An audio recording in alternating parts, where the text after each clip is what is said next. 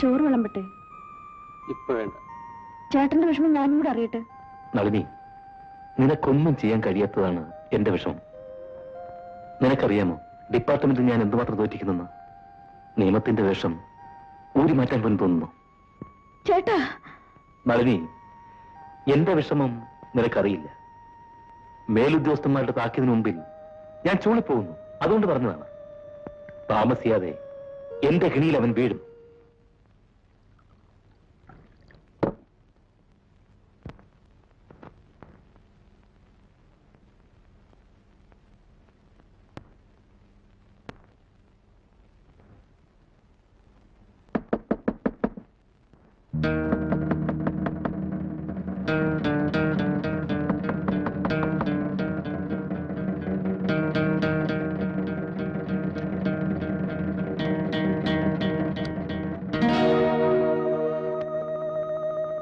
നിങ്ങളോ?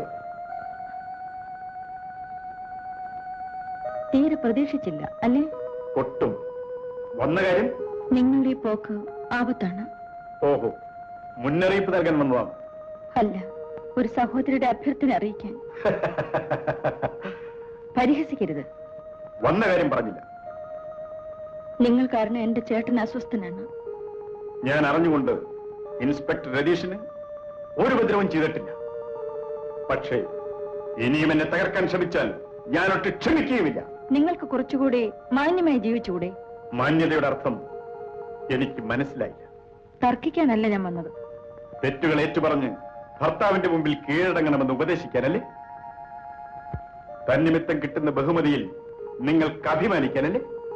നിങ്ങളിൽ അല്പമെങ്കിലും മനുഷ്യത്വം കാണുമെന്ന് വിചാരിച്ചാണ് ഞാൻ വന്നത്. എന്നിലുള്ള മനുഷ്യത്വത്തെ നിങ്ങളും ചോദ്യം ചെയ്യുകയാണ്. ഒരിക്കൽ നിങ്ങൾ എന്റെ ചേട്ടന്റെ ജീവൻ രക്ഷിച്ചു. ആ നന്ദി ഞാൻ മരിക്കുന്നത് വരെ ഉണ്ടാകും. പക്ഷേ എന്റെ ചേട്ടൻ ഒരു നിയമപാലകനാണ്. നിയമത്തെ സ്നേഹിക്കുന്ന എന്റെ ചേട്ടൻ നിങ്ങളെ പിടിക്കാനുള്ള കരുക്കളൊക്കെ നീക്കിക്കഴിഞ്ഞു.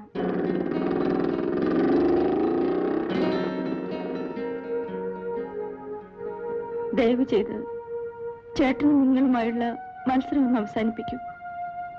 ഒരു സഹോദരിയുടെ അപേക്ഷയായി നിങ്ങളിത് സ്വീകരിക്കണം.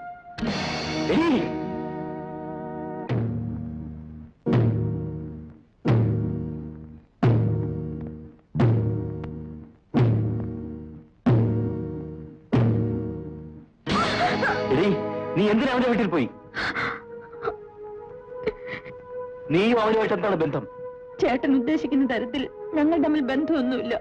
പിന്നെ എന്റെ ഭർത്താവിന്റെ ജീവൻ രക്ഷിക്കണമെന്ന് അപേക്ഷിക്കാൻ. എന്റെ ജീവൻ രക്ഷിക്കാൻ അവനാരാ? ദൈവമോ? ദൈവത്തിന് മാത്രമല്ല ജീവൻ രക്ഷിക്കാൻ കഴിയുന്നത്, മനുഷ്യന് സാധിക്കും. നളിനി, സ്വന്തം ഭർത്താവിന്റെ വിലയറിയാത്ത നിന്നെ ഭാര്യയെ വെച്ചുകൊണ്ടിരിക്കാൻ എനിക്ക് സാധ്യമല്ല. ചേട്ടാ!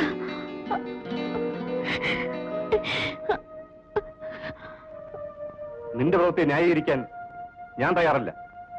യതിൽ സകലശക്തിയുള്ളവനായതുകൊണ്ട് ഇത്രമാത്രമേ സംഭവിച്ചുള്ളൂ.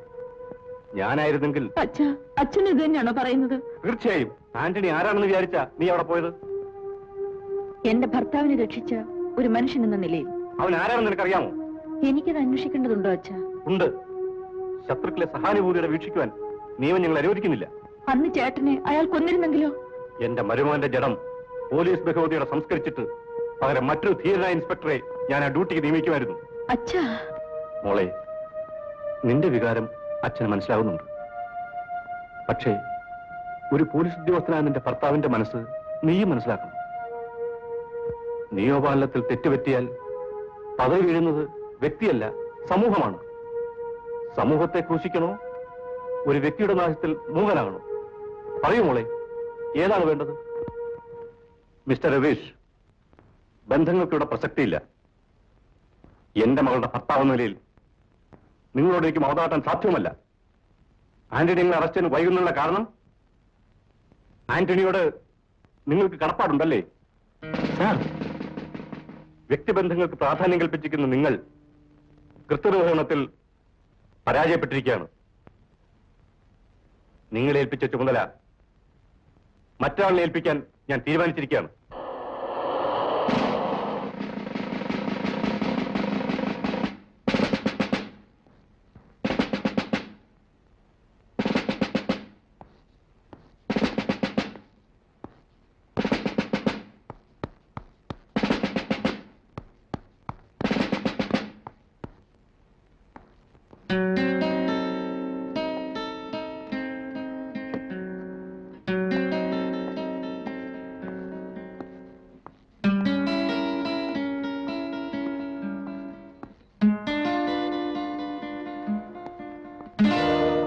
കൂട്ടിലടച്ച കളിയാണ് നീ. ആയിരിക്കാം, പക്ഷെ നിങ്ങൾ പറഞ്ഞ കാര്യത്തിന് ഞാൻ വഴങ്ങില്ല. ഇല്ലേ? ഒരിക്കലുമില്ല. ഞാൻ പറയുന്നത് കേൾക്ക്. കേൾക്കില്ല. ഇതിനാണ് എനിക്ക് അഭയം തന്നത്. ഞാൻ പറയുന്നതനുസരിച്ചാ നിനക്ക് നല്ലത്. നിങ്ങളുടെ നേട്ടങ്ങൾക്ക് വേണ്ടിയാണല്ലേ എനിക്ക് അഭയം തന്നത്? അതെ. പക്ഷേ എന്നെ നിങ്ങൾക്ക് ഇനി മനസ്സിലായിട്ടില്ല. ഇനി ഞാൻ പറയുന്നതനുസരിച്ച് മാത്രമേ നിനക്കിവിടെ ജീവിക്കാൻ കഴിയൂ. അല്ലെങ്കിൽ അബ്ദുള്ളവനെ വെയിറ്റ് ചെയ്യുന്നു. ചെല്ലു. ഞാൻ പോവില്ല. നീ പോവില്ലേ? ഇല്ല. എടീ. ആ.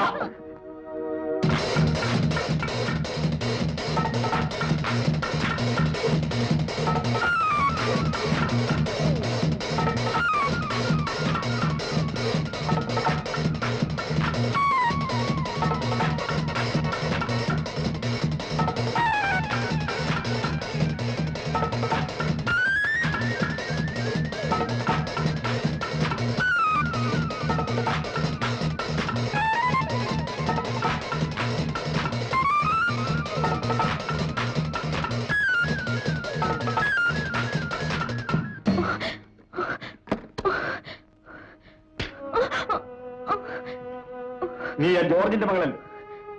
അതെ. നീ എങ്ങനെ ഇവിടെ എത്തി? ഞാൻ ആ വീട് വിട്ട് ഓടുകയായിരുന്നു. എന്തിന്? എനിക്ക് ആ വീട് മതിയായി. ഇനി ഒരു നിമിഷം പോലും എനിക്ക് അവിടെ നിൽക്കാനാവില്ല. കാരണം? ഇനി ഞാൻ അവിടെ നിന്നാൽ പലർക്കും കീഴടങ്ങേണ്ടി വരും. എനിക്കൊന്നും മനസ്സിലാകുന്നില്ല കുട്ടി. ജോർജ് അവിടെ ഇല്ലേ? ആ മനുഷ്യനുള്ളതാണ് എനിക്ക് ഭയം. സ്നേഹം തരുന്നൊരു അച്ഛനെ എന്തിനു ഭയക്കണം? അച്ഛൻ, മകളെ പലർക്കും കാഴ്ചവെക്കുന്ന അച്ഛൻ. സഗീനെ, എന്റെ സംരക്ഷണം ആ മനുഷ്യൻ എന്തിന് ഏറ്റെടുത്തു ഇപ്പൊ എനിക്ക് മനസ്സിലായി. എത്രയോ തവണ കസ്റ്റംസ് ഓഫീസേഴ്സിന്റെ മുറിയിലേക്ക് എന്നെ ആ മനുഷ്യൻ തള്ളിവിട്ടിട്ടുണ്ടെന്നറിയാമോ? ഇതുവരെ ഞാൻ പിടിച്ചു നിന്നു. പക്ഷേ ഇനി എനിക്കാവില്ല. എല്ലാം എനിക്ക് മനസ്സിലാകുന്നു കുട്ടി. കള്ളക്കടത്തുകാരനായ ജോർജിന് കസ്റ്റംസ് ഓഫീസേഴ്സ് ചെയ്യുന്ന സഹായം എന്തിനു വേണ്ടിയാണ്?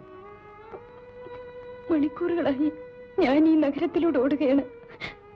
കാലുകൾ തളർന്നപ്പോൾ ഞാൻ ഇവിടെ എത്തി. അങ്ങക്ക് ഇഷ്ടമുണ്ടെങ്കിൽ എന്നെ രക്ഷിക്കു ചേട്ടാ. എങ്ങനെ? ഒരു സംരക്ഷണം. ജീവിതത്തിൽ സ്നേഹം നിഷേധിക്കപ്പെട്ടവനാണ് ഞാൻ. ആരും ഇതുവരെ എന്നോട് സംരക്ഷണം ആവശ്യപ്പെട്ടിട്ടില്ല. ഈ നഗരത്തിൽ നിനക്ക് മറ്റാരുമില്ലേ? ഒരാളുണ്ടായിരുന്നു, എന്റെ ചേട്ടൻ. നിന്റെ ചേട്ടൻ ഇപ്പോഴെവിടെയാണ്? ജയിലിൽ. ജയിലിലോ? അതെ. എന്താ കുറ്റം ചെയ്തത്? കൊലപാതകം. കൊലപാതകം? അതെ. ചേട്ടൻ ജോലി നോക്കിയിരുന്ന ഹോട്ടലിലെ ഡിസ്കോ ഡാൻസർ ആയിരുന്ന നീലിമയെ കൊന്ന കുറ്റത്തിന്. സഖി, ഒരനിയത്തിയായി നിനക്കിവിടെ കഴിയാം. നിന്റെ ചേട്ടൻ ജയിലിൽ നിന്ന് വരുന്നവരേക്ക്. അതുവരെ നിന്നെ ഞാൻ സംരക്ഷിക്കാം. ഈ കഴുകന്മാരുടെ ഇടയിൽ നിന്ന്.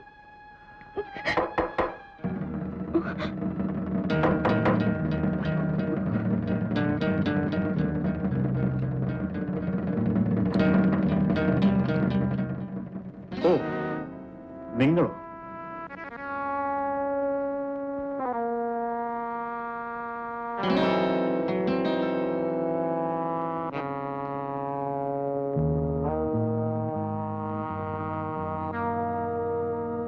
ഈ സമയത്ത്?